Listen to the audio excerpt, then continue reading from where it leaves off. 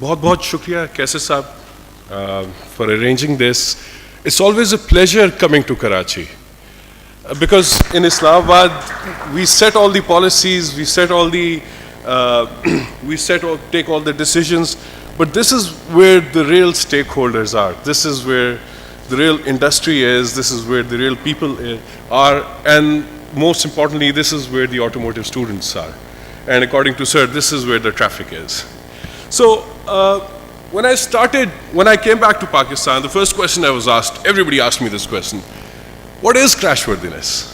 What is automotive safety? What is crashworthiness? And you spent your PhD doing automotive crashworthiness?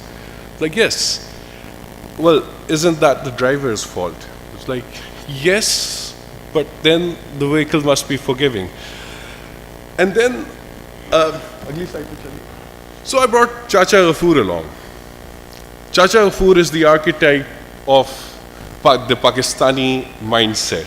And what he says about automotive crashworthiness is कि जी आजकल की जो गाड़ियाँ हैं वो बिल्कुल कागजी होती हैं और जो असली गाड़ियाँ होती थी वो पुरानी अमेरिकन गाड़ी होती थी और पुरानी वो सॉलिड होती थी, दरख्त पे लगे तो दरख्त टूट जाता था, दीवार पे लगे दीवार टूट जाती थी, and all that, and we took that advice. So to test that and to explain what crashworthiness is, I'm going to test this hypothesis. What we've done is एक पुरानी गाड़ी है 1969 की, just a minute, एक पुरानी गाड़ी है 1969 की Chevrolet, and the Institute of Highway Safety, they tested it against a newer car. The older car was heavier and was more aggressive. It was built like a tank, and the newer car was obviously softer. You all have an option, and this is going to be interactive. You all have an option, you can sit in one of those cars. Who's going for the old car? Okay, 2, 3, 4. Who's going to sit in the new car? What is the rest? What are the rest of you going to do? या तो हम science के लिए लड़ते रहें, एक दूसरे से टकराते रहें और आप बैठ के तमाशा देखें. This is not going to happen. So who's in for the old car? More people. And who's in for the new car? This is what vehicle crashworthiness is.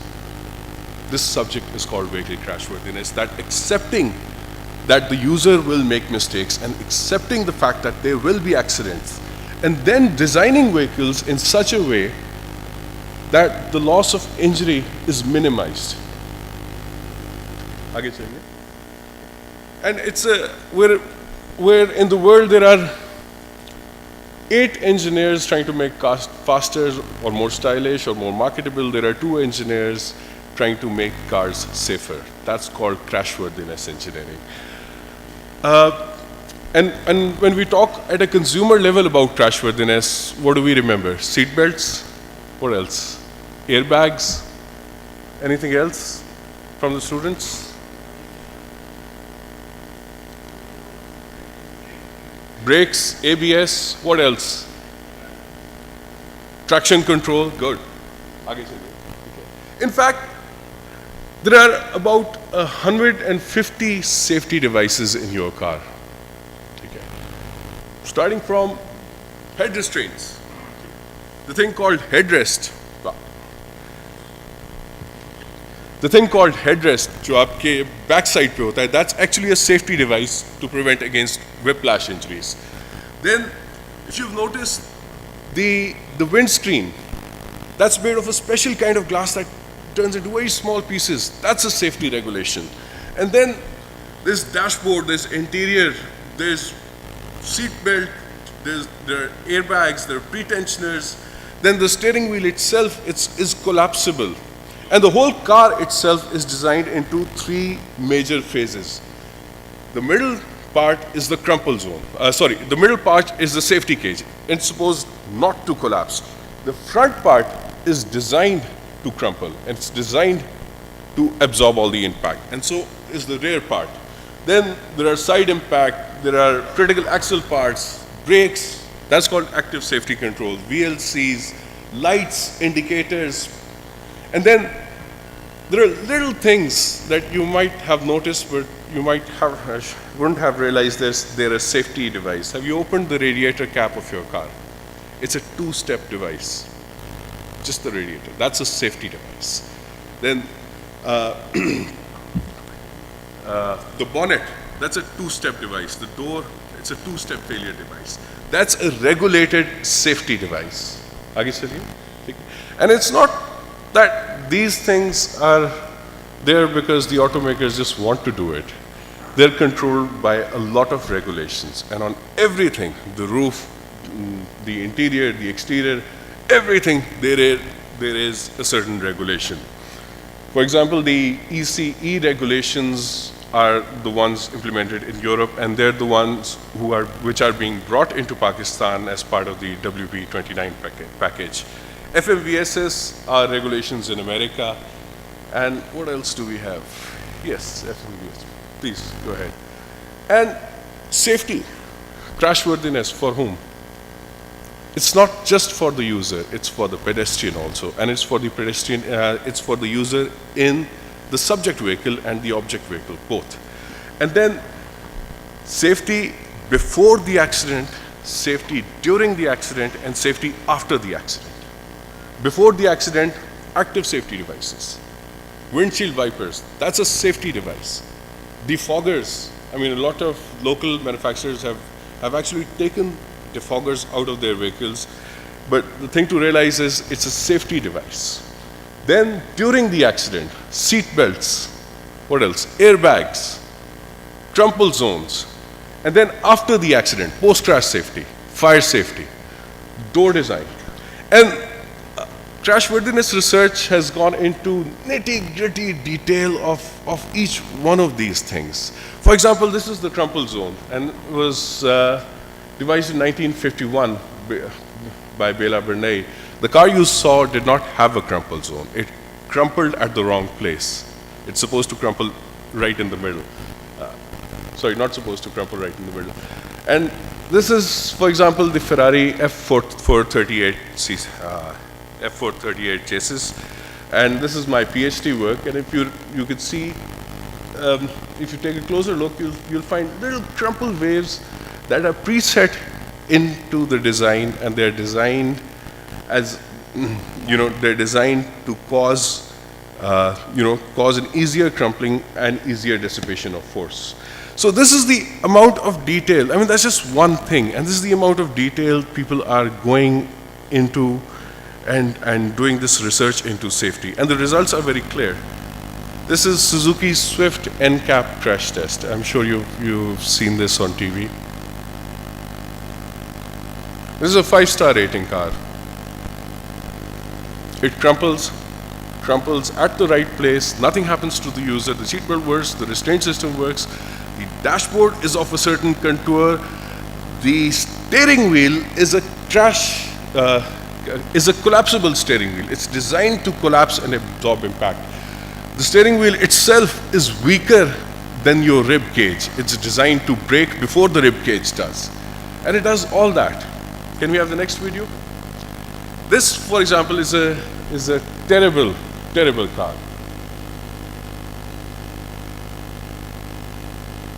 You see where it collapsed?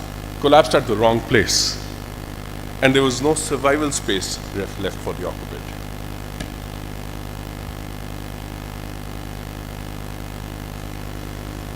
And this video was used by the European automakers to market safety and to keep the Chinese automakers out of Europe.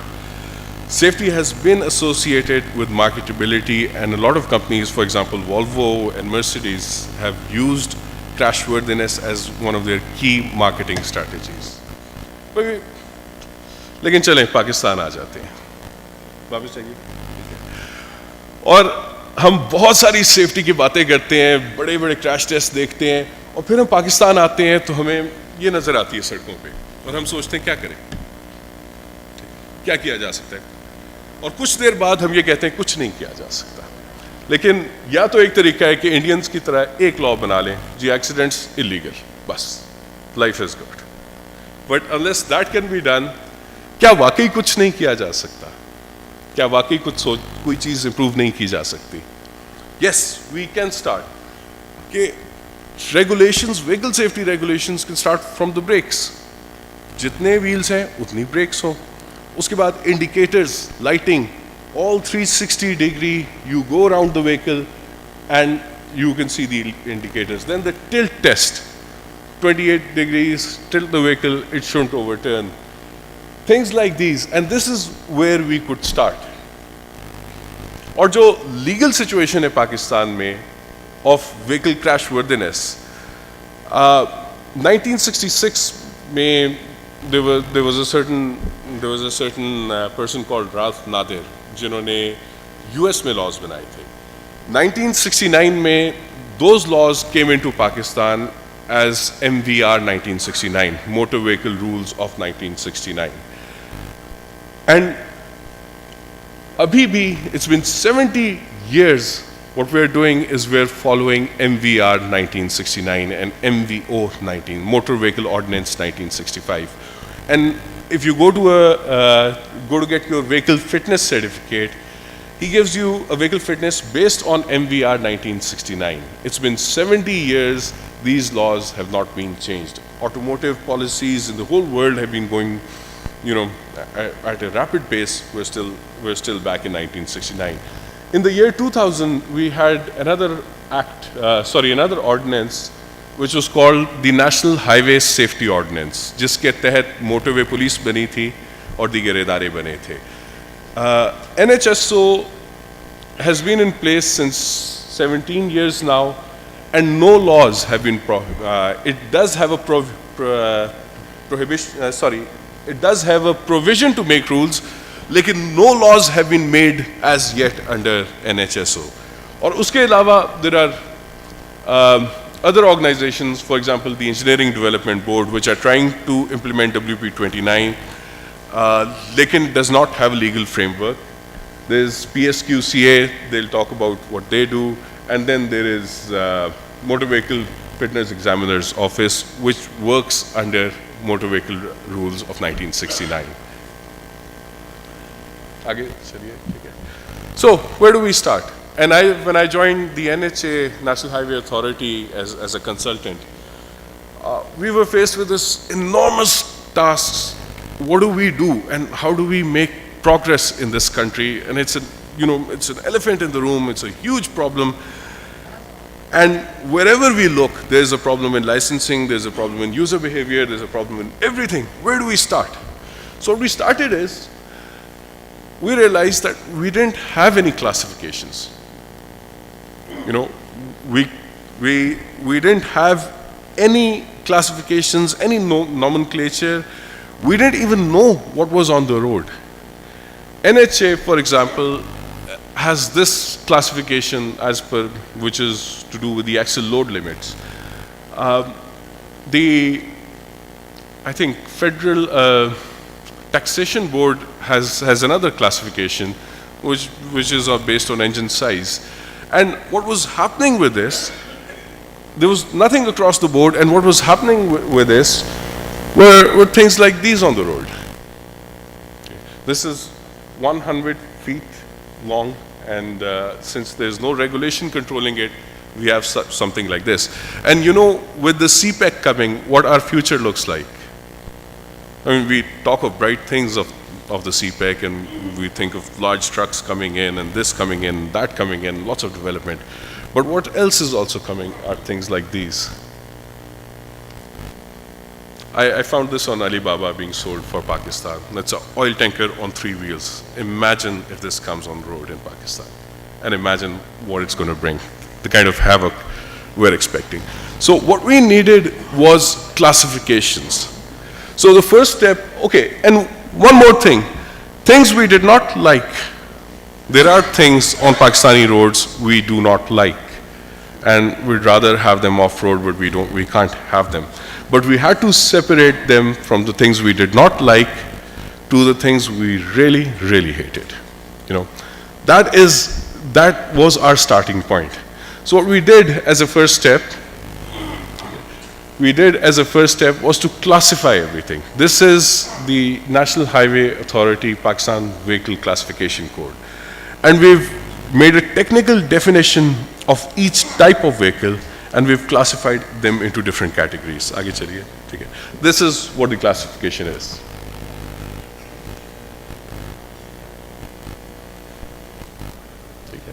And once we classified HTVs, I mean, we started with the HTVs because they were more important, but now we're moving to LTVs, and now we're moving to all types of vehicles as well. And once we did that, our next step was to define every vehicle. So this is what we did. Okay. We took every category of vehicle and we put a definitive size on it, and we put dimensions on it, and we put loading restraints on it. For example, this is the first truck, and there are, I think, 30 more categories of trucks. This has been made into a law.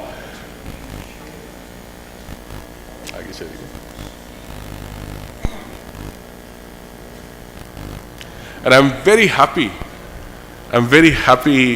to tell you that after 70 years of having no progress in laws, we've finally passed another law which is based on vehicle loading and geometric limits in Islamabad. And then things don't stop here. I mean, that was step number one, laws on geometric constraints. The other was, there are lots of engineering problems out there. Okay, keep an eye on the motorcyclist on the left.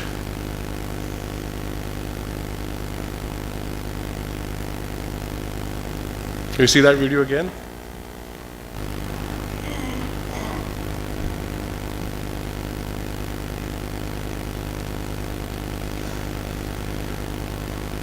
Strictly in engineering terms, what do you think could have prevented this accident? Or what kind of regulation could have prevented this accident?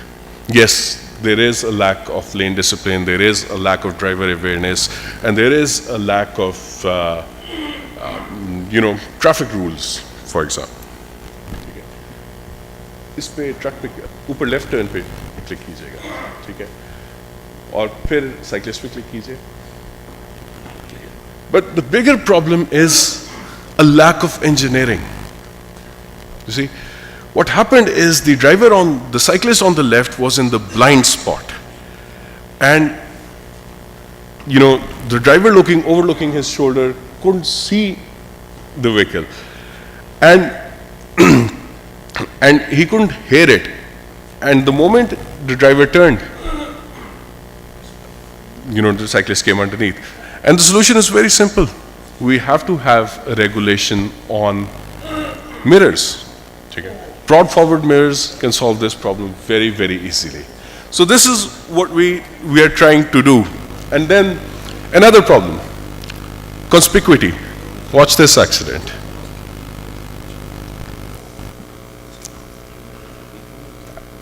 आगे चलिए. What happened was, it was an articulated truck, and when it was turning, the oncoming traffic couldn't realize if the truck was turning or going straight. That's called conspicuity. It happens at night, happens a lot, happens at unlit intersections. I investigate accidents for the government as well, and this is one of the accidents we saw greatly. The person who was driving is dead, and his head is right in the rear seat. And this accident could have been very easily prevented. आगे चलिए. What we have done next as part of our regulations, set of regulations, are conspicuity regulations. Regulations on lighting, regulations on side lighting, regulations on rear lighting. All types of lighting devices that there are, we have to control their illumination level, their positioning, their color, and code them accordingly. This is the second part of the project we did. And then we also worked on repair and maintenance as well. That we had a third set of regulations which was about repair and maintenance of the critical axle components and of the components we are supposed to carry on a vehicle.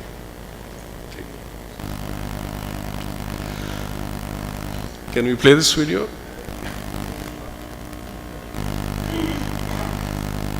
This video I've been showing everywhere since I've come, and we did a survey on color kahar. We realized 58% of accidents on the motorway, not 58% of accidents, 58% of deaths on the motorway occur due to this very accident. Does anybody remember Alam Lohar? Yes, he died in a very similar accident. Parveen Shakir, she died in exactly the same accident with an SUV.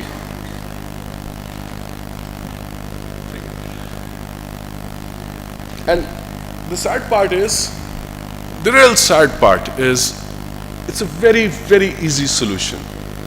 All you have to do is have a better underride guard, because the vehicle itself is designed to crash.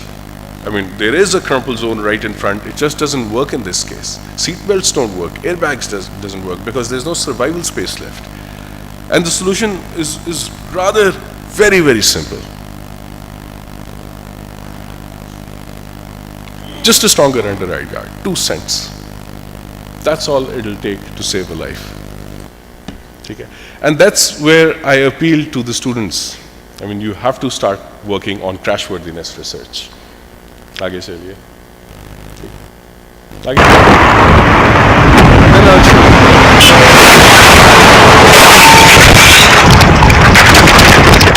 This is cyclist suck-in.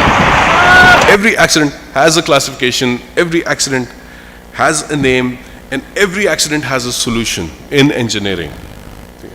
How do you prevent cyclist suck-in? आगे चलिए. How do you have side underride guards.